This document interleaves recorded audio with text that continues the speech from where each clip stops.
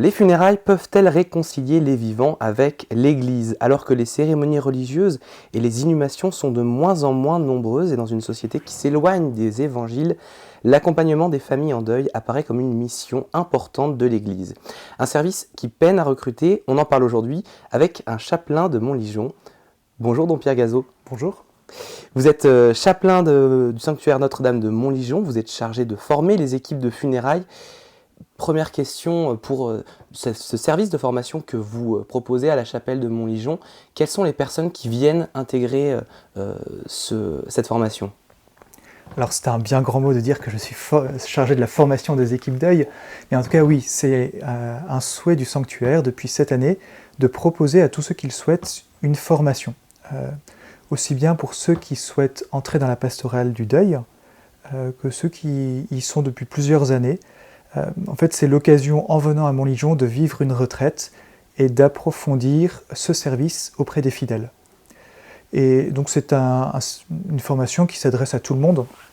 C'est vraiment, quand j'étais en paroisse, je me souviens que c'était difficile de prendre du temps pour former les équipes, pour former tous les fidèles qui œuvraient à la pastorale du deuil. Et en arrivant à Montligeon, je me suis dit que c'était un beau service qu'on pouvait rendre aux prêtres, aux paroisses, et en fait à tous ceux qui viennent nous voir pour des obsèques. Don Pierre Gazeau, pourquoi c'est difficile pour les paroisses de former les laïcs à ce service des funérailles ? Alors peut-être que c'est pas pour de bonnes raisons. En tout cas, moi, je me souviens que j'étais très sollicité et que c'est une partie de mon ministère que j'ai peut-être un peu délaissée au profit d'autres. Mais c'est vrai qu'il y a une difficulté à écouter les gens, en fait, à écouter ceux qui viennent nous voir avec leur deuil pour leur apporter la réponse qu'ils attendent au fond de leur cœur. Peut-être qu'ils ne savent pas, mais beaucoup de personnes viennent demander des funérailles quand même chrétiennes aujourd'hui.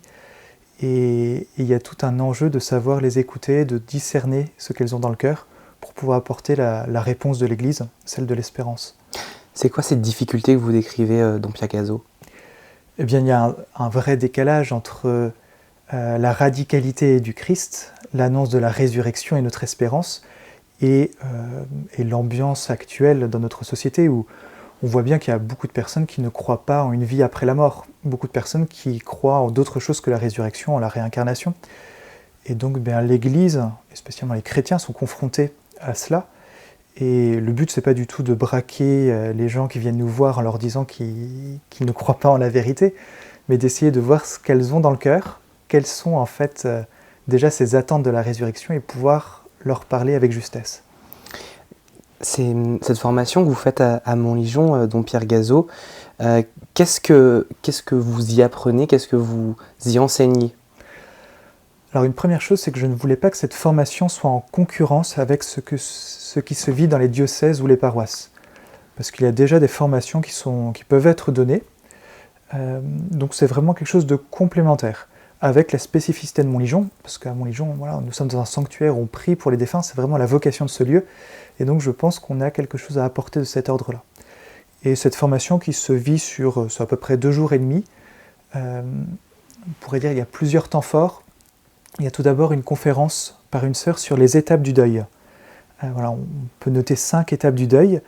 Et le but de cette conférence est de permettre aux fidèles qui viennent de comprendre ce que vivent les familles endeuillées. Et de parvenir à mettre des mots peut-être sur ce qu'ils vivent. Peut-être que oui, une famille est en colère, peut-être qu'une autre famille est dans le déni de la mort. C'est une bonne chose déjà de comprendre humainement le phénomène du deuil. Et puis ensuite, il y a de nombreux temps qui sont consacrés au partage, j'aime bien dire les partages des bonnes pratiques. Parce que certaines personnes s'occupent de la pastorale du deuil, de funérailles ou d'accompagner les familles depuis des années et ont des petits tips, des astuces. Et c'est bon de pouvoir les partager avec d'autres. Donc ça, c'est des temps qui sont très appréciés. Et puis aussi des temps de prière, des temps aussi sur l'écoute, comment est-ce qu'on écoute les familles. On se croyait écouter, mais en fait, c'est la personne écoutante qui finit par lâcher ce qui lui est lourd, et l'autre devient l'écoutant de l'écoutant. Voilà, les rôles s'inversent. Vous vous mettez en mode récepteur et surtout pas en mode émetteur. Il y a un temps aussi de formation sur quelle est notre espérance aussi, savoir ce que nous espérons en tant que chrétiens, quelle est notre foi pour pouvoir la transmettre. Je suis devant quelqu'un que Dieu connaît, lui. Mais moi, je dois avoir un infini respect devant cette terre sacrée qui s'ouvre à moi. Donc voilà, c'est plein de... Tout ça, c'est à retrouver sur le site de Montligeon. Il y a tout le programme avec tous ces aspects. Avec Don Pierre Gazeau du sanctuaire de Montligeon, on parle de la formation autour du service des funérailles.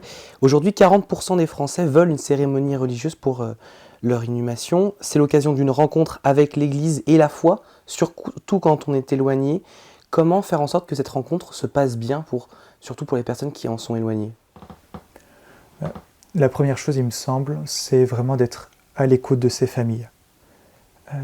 De comprendre en fait ce qu'ils vivent, de comprendre, d'entrer peut-être aussi dans l'amour qu'elles ont pour leurs défunts, afin d'apporter les réponses justes, en tout cas d'être ajusté, peut-être dans la cérémonie qui suivra, en tout cas même dans les entretiens, pour qu'en fait les personnes se sentent comprises, se sentent aimées, même dans leur deuil.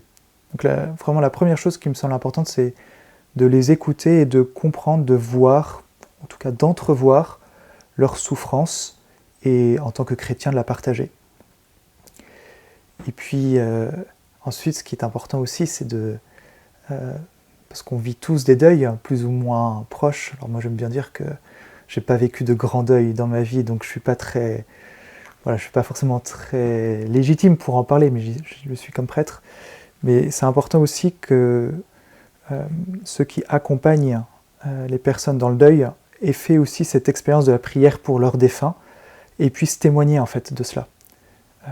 Parce que c'est vraiment la grande nouveauté du christianisme et c'est vraiment très beau en fait ce qu'on peut apporter aux familles, de leur dire bien oui vous espérez, parce que la violence de la séparation est tellement forte, oui vous espérez que votre défunt est toujours vivant, qu'il est toujours là, mais nous on a envie de vous donner des témoignages et des raisons de croire que c'est vraiment vrai, que votre défunt n'est pas anéanti, mais qu'il vit et même qu'il a besoin de vous et que vous pouvez faire quelque chose pour lui. Quel message, Don Pierre Gazeau, quel message l'Église doit-elle porter dans le cadre des funérailles ? Eh bien, je pense qu'il y a, je vous réponds un peu à brûle pour point, mais au moins 2-3 messages. Un premier message, c'est quelque chose de très humain, de permettre à ces personnes qui viennent et qui vivent un deuil de réaliser qu'elles ne sont pas seules et que l'Église est là. Parce que c'est quelque chose que j'entends beaucoup ici à Montligeon, de personnes qui ont vécu un deuil et qui ont été peut-être très soutenues, mais petit à petit se sentent délaissées en fait, par leurs proches et incompris dans le deuil qu'ils vivent. Et quelque chose de très beau que l'Église apporte, c'est que, eh bien non, ces personnes ne sont pas seules et nous sommes là, l'Église est là, les chrétiens sont là pour les accompagner, pour être avec eux, pour prier pour leurs défunts. Donc il y a cet aspect de communion fraternelle. Un autre aspect, c'est que face à la mort, tous, en tout cas je n'ai jamais eu pour l'instant d'expérience de personnes qui étaient persuadées que leur défunt n'existait plus. Donc peut-être que dans les sondages, certains ne croient pas en la vie après la mort, mais ce qui est sûr, c'est qu'au moment de la mort, face à la souffrance, tous ont envie d'espérer. Et c'est là aussi l'enjeu de l'Église, c'est de montrer que cette espérance en la vie éternelle est fondée. Elle est fondée sur la résurrection. Alors on ne peut pas peut-être en parler trop vite, mais en tout cas cette espérance est fondée, et c'est à nous, chrétiens, de l'expliquer et de montrer que oui, nous pouvons croire que nos défunts sont toujours vivants. Trop souvent, les funérailles sont associées à quelque chose d'extrêmement triste, quelque chose d'extrêmement dur. Est-ce qu'on peut faire des funérailles joyeuses ? Oui et non. En fait, c'est vraiment une question d'équilibre. J'ai déjà vu des funérailles dont la réalisation n'était peut-être pas forcément très appropriée, parce que le ton n'allait pas, soit comme vous le disiez, parce que c'était trop grave, ou même parfois trop joyeux. C'est dur d'avoir le ton juste. Et là encore, ça rejoint ce que je disais tout à l'heure sur l'écoute des familles, pour avoir ce ton juste. Les funérailles, c'est à la fois, on pourrait dire, un moment de joie, parce qu'il y a cette espérance qui nous dit que la mort n'est pas la fin de tout, et c'est ça notre joie. C'est que la mort n'est pas la fin de tout, et qu'il y a cette vie éternelle qui est donnée déjà dans le baptême et qui se poursuit dans l'éternité. Mais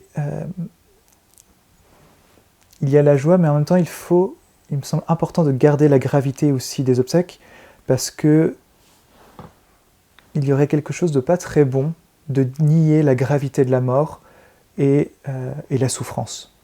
Se réjouir trop vite, ce serait nier la souffrance, et ce serait peut-être griller quelques étapes du deuil. Oui, on peut avoir de la colère, oui, on peut être triste, parce qu'en fait c'est humain et c'est naturel de pleurer nos morts. Donc c'est pour ça que les obsèques chrétiennes doivent à la fois être graves et respecter la tristesse et la douleur, et en même temps avoir cette tonalité joyeuse de nous dire que la mort n'est pas la fin de tout. C'est un équipe qui est compliqué à entendre, don Pierre Gazeau. Comment on oscille entre l'empathie, c'est-à-dire le fait de comprendre la souffrance des autres, et être dans la sympathie avec les familles, qui est de vivre la souffrance des autres. Quelle attitude l'Église doit adopter par rapport à ce service ? Ben oui, il faut être dans l'empathie, oui, il faut souffrir avec, il faut pâtir, ça c'est sûr. Ensuite, l'attitude juste, parce qu'il ne faut pas non plus trop se mettre la pression. Oui, bien sûr, il y a un enjeu et il y a de très belles choses à faire dans les obsèques, mais aussi, heureusement, ceux qui font les obsèques, que ce soit des prêtres ou des fidèles laïcs, ne sont pas non plus délaissés, et il y a toute la liturgie des obsèques qui permet d'avoir cela. Il y a la liturgie des lectures qui donne à la fois cette gravité et en même temps cette joie, cette espérance. Il y a toutes les prières qui sont faites, il y a tous les gestes, je pense à l'encensement, c'est un geste de respect aussi. Pour le corps, il y a le signe de l'eau bénite qui rappelle justement les promesses du baptême et les promesses de la vie éternelle. Donc voilà, tout cela, la parole de Dieu, les rites, les gestes, les paroles sont faites pour trouver cet équilibre. Donc voilà, quand on fait les obsèques, on n'est pas non plus démunis. Il y a ce secours de l'Église, ce secours de la liturgie qui aide à avoir l'attitude juste. Une question qui revient régulièrement dans Pierre Gazeau, c'est la question de la place des prêtres et des laïcs dans ce service. De plus en plus de paroisses, pour des raisons diverses, délèguent ce service à des laïcs. Quels avantages y a-t-il à ce que ce soit des laïcs qui s'en occupent ? Le prêtre est le ministre, on pourrait dire, ordinaire des obsèques, mais il peut déléguer cela. Il y a plusieurs points positifs dans le fait de déléguer les obsèques. Une première chose, c'est de montrer que c'est bien l'Église, et ce sont les fidèles qui prient pour les défunts. Le prêtre aussi, bien sûr, mais les fidèles ont aussi cette proximité avec d'autres fidèles chrétiens. Et peut-être qu'on peut se confier plus facilement à une personne dans laquelle on peut s'identifier, parce qu'on la connaît, parce qu'elle fait partie du village. Donc peut-être qu'on peut se sentir plus écouté, on peut plus peut-être sentir aussi cette proximité. Et puis aussi, c'est qu'il y a une légitimité. En fait, tout chrétien est appelé à prier, ça fait partie de sa mission, ça découle du baptême. C'est la mission sacerdotale des fidèles, qui est cette relation à Dieu par la prière. Donc tout fidèle est légitime pour prier et pour offrir les prières comme cela est fait pendant les obsèques. Donc, mais en même temps, c'est quelque chose de nouveau de guider les obsèques pour les fidèles.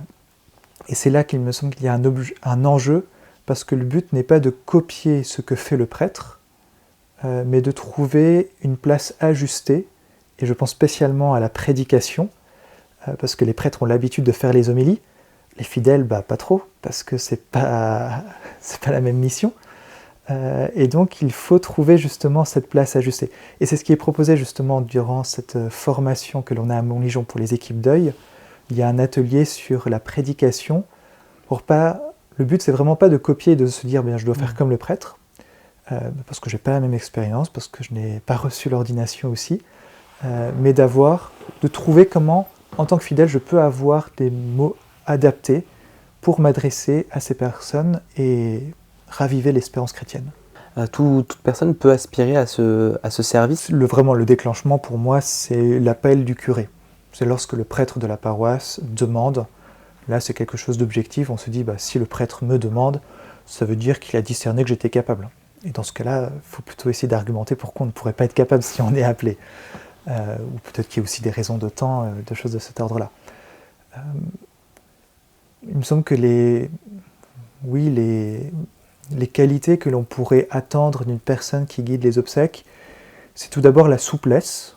La souplesse pour faire le grand écart entre ce que vivent les familles parfois et ce que dit l'Église.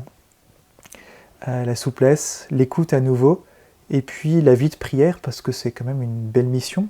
Le but, c'est de prier pour les défunts, de prier pour ces familles-là, mais aussi pour les défunts. Donc pour moi, il faut que ce soit des personnes qui aient une vie de prière, qui soient responsables dans leur vie, et puis responsables de leur vie, et qu'ils aient ce désir. Le désir, c'est aussi un bon critère. Pourquoi est-ce que c'est important ou pas d'avoir un prêtre qui officie ces obsèques? Alors en effet, on peut se dire que c'est mieux que ce soit un prêtre parce qu'il y a cette attente des fidèles. Beaucoup souhaitent avoir un prêtre, mais il y a aussi ce principe de réalité où bien les prêtres font ce qu'ils peuvent là où ils sont, et je pense que c'est aussi la responsabilité du prêtre de choisir quels sont ses axes pastoraux. Certains sont peut-être plus attirés par la jeunesse, par la formation des couples, ou même le service des malades, ou dans les maisons de retraite, d'autres par les obsèques. Il ne faudrait pas que les prêtres délaissent non plus complètement les obsèques, mais je pense qu'il y a un choix vraiment pastoral. Ensuite, quand c'est un prêtre qui célèbre les obsèques chrétiennes, bien l'avantage c'est qu'il est visible, l'avantage c'est qu'il a l'habitude normalement au moins de la prédication, il a l'habitude de la liturgie, donc il est peut-être plus à l'aise pour avoir cette posture dans l'église de guider la prière. Donc c'est principalement ça, et puis ça fait partie en fait de la vocation du prêtre de prier pour les vivants et pour les morts, et spécialement dans le sacrifice eucharistique. Quelle différence il y a pour les chrétiens à être enterrés ou passer par une crémation? Il fut un temps où l'Église n'était pas du tout favorable à la crémation, parce que ceux qui choisissaient la crémation, c'était en haine de la foi, et c'était même pour montrer que l'espérance en la résurrection des corps n'était pas fondée. C'était une manière de faire peut-être un pied de nez à l'Église en disant « Vous voyez, je vais demander à ce que mon corps brûle, vous voyez bien que mon corps ne va pas ressusciter. » Donc dans ce cas-là, l'Église n'était pas du tout favorable à la crémation. Aujourd'hui, il peut y avoir plusieurs raisons, alors peut-être des raisons financières, plusieurs raisons pour lesquelles on peut demander l'incinération. L'Église, aujourd'hui, n'est pas forcément contre l'incinération. En tout cas, il n'y a pas de raison objective de cet ordre-là, du moment que ce ne soit pas fait contre la foi, contre l'espérance en la résurrection. Par contre, il y a des raisons favorables à l'enterrement. Et la principale, on peut en voir deux. En tout cas, j'en vois deux aujourd'hui. L'une, ce serait en respect pour le corps. On peut se dire que la crémation, c'est une violence qui est faite au corps. Eh bien, le fait d'être enterré, ça se fait peut-être un peu plus dans la douceur, quoique, mais on peut y voir ça, en tout cas un respect peut-être plus naturel des conséquences de la mort. Et puis une raison de foi, qui est le témoignage que l'on donne. En fait, un chrétien, le but du chrétien durant toute sa vie, c'est de suivre Jésus, de faire comme Jésus. Et j'aime bien dire que si on a la possibilité de faire comme Jésus jusque dans la mort, eh bien c'est bien, c'est une bonne chose. Et vu que Jésus a été enterré, il a été mis pendant 3 jours au tombeau avant de ressusciter, eh bien ça a beaucoup de sens pour un chrétien de demander d'être enterré plutôt que d'être incinéré, parce que c'est un témoignage pour la famille, pour les enfants. Et on peut se dire, peut-être qu'il y a toutes les raisons pour lesquelles je pourrais être incinéré, mais en fait, je préfère choisir d'être enterré parce que je veux faire comme Jésus. Et je pense que c'est un très beau témoignage pour ceux qui restent, de fidélité au Seigneur et de chercher à lui ressembler. Essayer de ressembler au Seigneur, c'est un joli mot de conclusion pour terminer cet entretien. Merci beaucoup, Don Pierre Gazeau. Merci. Je rappelle, vous êtes chapelain de Montligeon, vous êtes chargé de faire une formation auprès des laïcs et des prêtres au sanctuaire de Montligeon sur le service des funérailles. Quand est-ce qu'on pourra... Et ce sera le 18 et 19 septembre 2024. Donc fin septembre 2024, vous pouvez déjà vous inscrire pour ce temps de formation des équipes deuil.